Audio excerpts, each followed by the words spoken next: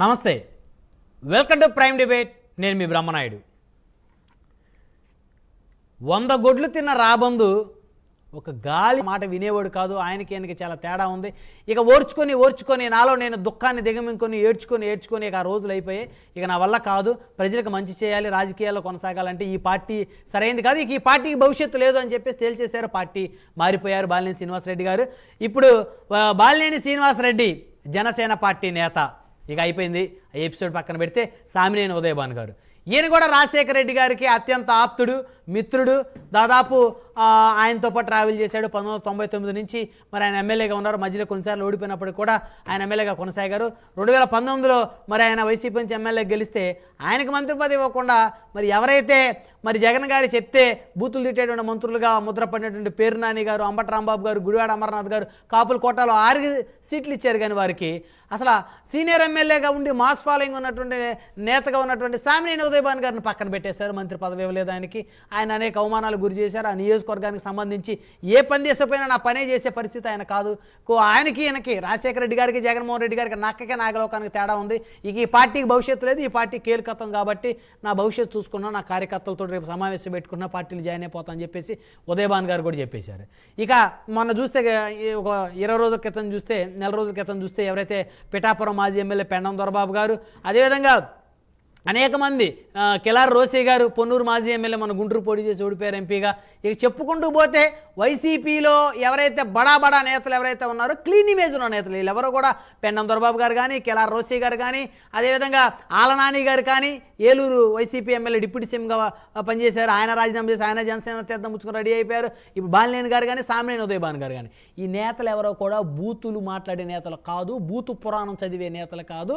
So clean image ఉన్నటువంటి నేతలు, పెద్ద మనుషులుగా పేరొందినటువంటి నేతలు, నియోజకవర్గాల్ని అధికారం లేకపోయినప్పటికీ కూడా శాసించే సామర్థ్యం ఉన్న నేతలు. కాబట్టి వీరందరినీ కూడా జనసేన అధినేత ఏరుకోరు ఆయన ఆహ్వానించినట్టున్నారు పార్టీలోకి. వీరు ఒక్కొక్కరుగా పార్టీలోకి జాయిన్ అయిపోతా ఉన్నారు. సో మరి వైఎస్ఆర్ కాంగ్రెస్ పార్టీ పరిస్థితి ఏంటి, ఆ పార్టీ భవిష్యత్తు ఏంటి అనేటువంటి అంశాలు చర్చిద్దాం.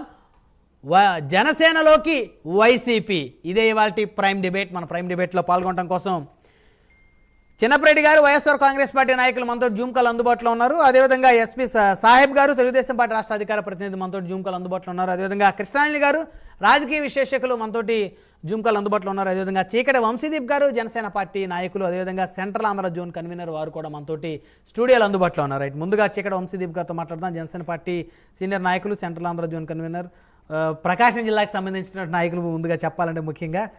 సో గుడ్ ఈవినింగ్ అండి చీకటి వంశీదీప్ గారు. వెరీ గుడ్ ఈవినింగ్ బ్రహ్మనాయుడు గారు. అదేవిధంగా మీకు ప్యానల్లో ఉన్నటువంటి మిగిలిన సభ్యులకి, ప్రైమ్ 9 టీవీ వీక్షకులకు అందరికీ కూడాను నా నమస్కారాలు సార్. సో మొత్తానికి మీ ప్రకాశం జిల్లా బాహుబలి పేరున్నటువంటి బాలినేని శ్రీనివాసరెడ్డి గారు 99 నుంచి చక్రం తిప్పిన నేతని మరి చూస్తుండగానే మీ పార్టీలోకి తెచ్చేసుకున్నారు. ఇక సామినేని ఉదయభాను గారు, మరి రేపో మాపో వంగా గీత గారు కూడా వస్తారు అని చెప్పి ప్రచారం జరుగుతూ ఉంది. ఏంటి వంశీదీప్ గారు, వైసీపీలో మొత్తం లిస్ట్ రెడీ చేశారా జనసేనలోకి జాయిన్ చేసుకోవడానికి? బ్రహ్మనాయుడు గారు, నేను గతంలో మన డిబేట్స్లో నేను బోల్డ్ అన్నిసార్లు చెప్పాను, వైఎస్ఆర్ కాంగ్రెస్ పార్టీ మొత్తం ఖాళీ అవ్వబోతుందండి. మా దగ్గర పూర్తి స్థాయిలో ప్రతి ఒక్కరూ జగన్మోహన్ రెడ్డి పక్కన ఉన్నటువంటి ఎవరైతే నాయకులు ఉన్నారో, కీలక వ్యక్తులు అనుకున్నారు, వారందరూ కూడాను మా పార్టీలోకి క్యూ కట్టే పరిస్థితి ఉందండి అని చెప్పేసి. ఎందుకంటే మా నాయకుడు కళ్యాణ్ గారు చూస్తూ వస్తున్నారనమాట, ఎవరిని ఏ విధమైనటువంటి వ్యక్తులను మనం తీసుకోవాలో. మొదటి నుంచి కూడాను ఈ రోజున మనం ఈ రోజున చూసుకుంటే అండి, బాలినేని శ్రీనివాసరెడ్డి గారు, ప్రకాశం జిల్లాకు చెందిన బాలినేని శ్రీనివాసరెడ్డి గారు 5 సార్లు ఎమ్మెల్యేగా, 2 సార్లు మంత్రిగా పనిచేసినటువంటి కీలక నేత. ఇంకా చెప్పాలంటే చాలా సౌమ్యుడిగా, మృదు స్వభావంగా ఉన్నటువంటి వ్యక్తి బాలినేని శ్రీనివాసరెడ్డి గారు. అటువంటి వ్యక్తి గత ఎన్నికల్లో జనసేన పార్టీ వల్ల చెప్పాలంటే 2014 సంవత్సరం అవ్వచ్చు, 2024 సంవత్సరం, ఈ 2 సార్లు కూడా కేవలం జనసేన పార్టీ వల్ల ఆయన 2 సార్లు కూడా మొదటిసారి, రెండోసారి 2 సార్లు రాజకీయ జీవితంలో ఓటమి పాలవడానికి ప్రధాన కారణం జనసేన పార్టీ. ఎందుకంటే జనసేన టీడీపీ అలయన్స్ జరిగిన తర్వాత సో అటువంటి పరిస్థితుల్లో బాలినేని శ్రీనివాసరెడ్డి గారు ఎంతో రాజకీయ దురంధరుడు, సౌమ్యుడు కూడాను. ఆయన మీద ఏ విధమైనటువంటి, నాకు తెలిసినంత వరకు ఒంగోలు, ప్రకాశం జిల్లా, నేను ఒంగోలు వాస్తవిని, మీది ఒంగోలే కాబట్టి ఒంగోలులో మన బాలినేని శ్రీనివాసరెడ్డి గారి మీద ఏ విధమైన ఎలిగేషన్స్ ఉండవండి. అంటే నిన్న మొన్న ఎలక్షన్స్ లో ఏదైనా వచ్చి ఉండొచ్చు కానివ్వండి, అది ఎన్నికల రీత్యా పక్క పార్టీలు ఆబ్వియస్లీ అదేమైనటువంటి ఎన్నికల ప్రక్రియలో భాగంగా ఏదో చేసి ఉండొచ్చు. కానీ కమెంట్స్ బాలినేని శ్రీనివాసరెడ్డి గారి మీద పవన్ కళ్యాణ్ గారు ఏ రోజు కూడా, ఎన్నోసార్లు గతంలో మా అధ్యక్షులు పవన్ కళ్యాణ్ గారు బాలినేని శ్రీనివాసరెడ్డి గారి గురించి వైఎస్ఆర్ కాంగ్రెస్ పార్టీలో బాలినేని గారు లాంటి మంచి వ్యక్తులు కూడా ఉంటారు, సో సౌమ్యులు కూడా ఉంటారు. అండి అది ఒక మనిషి మీద మనకున్న ఇంప్రెషన్. అంటే అది ఏ పార్టీలో అయినా ఉండొచ్చు, అది వైఎస్ఆర్ కాంగ్రెస్ పార్టీలో ఉండొచ్చు, తెలుగుదేశంలో ఉండొచ్చు, భారతీయ జనతా పార్టీలో ఉండొచ్చు, లోక్సత్తాలో ఉండొచ్చు. ఆ వ్యక్తి మీద ఉన్నటువంటి ఒపీనియన్ దాన్ని కళ్యాణ్ గారు ఖచ్చితంగా చెప్పారు, ఎప్పుడు గతంలోనే చెప్పుకొచ్చారు. ఇటువంటి వ్యక్తులు మా పార్టీలోకి రావడం నిజంగా బాలినేని శ్రీనివాసరెడ్డి గారు లాంటి వ్యక్తులు, రాజకీయ దురంధరులు, ఖచ్చితంగా మేము అందరం స్వాగతిస్తున్నాం. అటువంటి వ్యక్తి నాయకత్వంలో ప్రకాశం జిల్లాలో మరీ ముఖ్యంగా పార్టీ మరింతగా 12 నియోజకవర్గాల్లోనూ బలోపేతం అవుతుంది. అదేవిధంగా ఆయన నాట్ ఓన్లీ ప్రకాశం జిల్లాకు మాత్రమే పరిమితం అవుతారని నేను అనుకోను సార్. బాలినేని శ్రీనివాసరెడ్డి గారు నిజంగా చెప్పాలంటే జగన్మోహన్ రెడ్డి గారికి పాపం అత్యంత దగ్గర బంధువు. మనం ఇది ఒకటి ఆలోచించుకోవాల్సింది ఏంటంటే, జగన్మోహన్ రెడ్డి గారిని తల్లి, చెల్లి, అదేవిధంగా ఆయన కేసుల్లో ఆయనతో పాటు నడిచి వచ్చినటువంటి నిందితులు మోపిదేవి, అదే సార్, అదేవిధంగా ఆయన సన్నిహితులు, ఈ రోజున ఉన్నటువంటి బంధుమిత్రులు, ప్రతి ఒక్కరూ కూడా 1 by 1 జగన్మోహన్ రెడ్డి గారిని వదిలిపెట్టేసి ఈ రోజున బయటకు వచ్చేస్తున్నారంటే మరి జగన్మోహన్ రెడ్డి గారి మనస్తత్వం అవ్వచ్చు, ఆయన పాపం రాజకీయ చరిత్రతో అనుకోవచ్చు. ఏదో ఫ్లూక్లో ఒకసారి ముఖ్యమంత్రి అయ్యారు కానీ జగన్మోహన్ రెడ్డి గారు, ఆయనకి పాపం రాజకీయం అంతగా వంటపెట్టినట్లేదు. ఆయన కేవలం రాజారెడ్డి గారి రాజ్యాంగం లేకపోతే అవినీతులు, అక్రమాలు ఇవి చేయటమే తప్పించి ఆయన ఎక్కడా కూడాను పాపం రాజకీయ చిత్రత ప్రదర్శించింది పాపాన్ని పోయినట్టు. సరే, ఆయన అంశం పక్కన పెడితే ఇప్పుడు ఎవరెవరు జాయిన్ అవుతున్నారండి? ఇప్పుడు మీరు జాయిన్ అయిన తర్వాత మీ నాయకులకైనా ప్రాధాన్యత లేదండి. ఖచ్చితంగా జనసేన పార్టీ కోసం జెండా పట్టుకున్న ప్రతి కార్యకర్త, ప్రతి నాయకుడికి పవన్ కళ్యాణ్ గారు ఖచ్చితమైనటువంటి ప్రాధాన్యతని ఇస్తూనే ఇటువంటి సీనియర్లను ఖచ్చితంగా వారికి ఏ విధమైనటువంటి సముచిత స్థానాన్ని కల్పించాలో ఖచ్చితంగా వారికి కూడా, ఎందుకంటే పార్టీ అన్నాక సీనియర్స్ ఉండాలి. అదేవిధంగా మాలాగా పార్టీనికి మొదటి నుంచి పనిచేసిన వ్యక్తులు ఉన్నాం,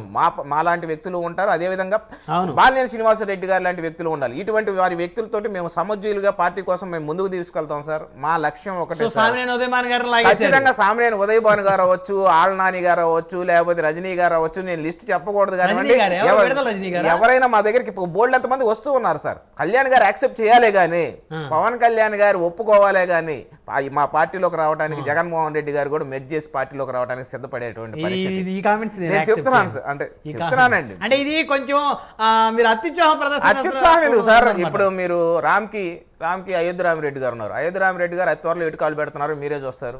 చంద్రబాబు గారు ఈ మధ్యకాలం ఒక డైలాగ్ అన్నారు, తమ్ముళ్ళు ఉత్సాహం ఎక్కువైందని. అట్లనే మీకు చాలా ఖచ్చితంగా ఉత్సాహంగానే ఉంటాం సార్. ఎందుకంటే మేము 21 స్థానాల్లో పోటీ చేయడం జరిగింది, 2 ఎంపీ స్థానాల్లో గెలవడం జరిగిందండి. ఆ రోజున జగన్మోహన్ రెడ్డి గారు అవ్వచ్చు, వైఎస్ఆర్ కాంగ్రెస్ పార్టీ నాయకులు అవ్వచ్చు, పెద్ద పెద్ద స్టేట్మెంట్లు పాస్ చేశారు. ఈ రోజున వాళ్ళ పార్టీ పరిస్థితి ఏంటండి? పార్టీని కలిపేస్తున్నారు. అసలు వైఎస్ఆర్ కాంగ్రెస్ పార్టీ ఈ రోజు ఉండే పరిస్థితి ఉందండి? వైఎస్ఆర్ కాంగ్రెస్ పార్టీ పూర్తిగా కూకట వేళ్లతో సహా పవన్ కళ్యాణ్ గారు ఒక మాట చెప్పుకోవడం జరిగింది. కాదు, వంగగీత గారు వస్తారని కూడా ప్రచారం జరుగుతుంది. ఖచ్చితంగా సార్. ఇప్పుడు మునిగిపోయే నావలో ఎవరైనా ప్రయాణం చేద్దామని ఎవరు అనుకుంటారు బ్రహ్మనాయుడు గారు? ఇప్పుడు వైఎస్ఆర్ కాంగ్రెస్ పార్టీ పుట్టె మునిగింది సార్.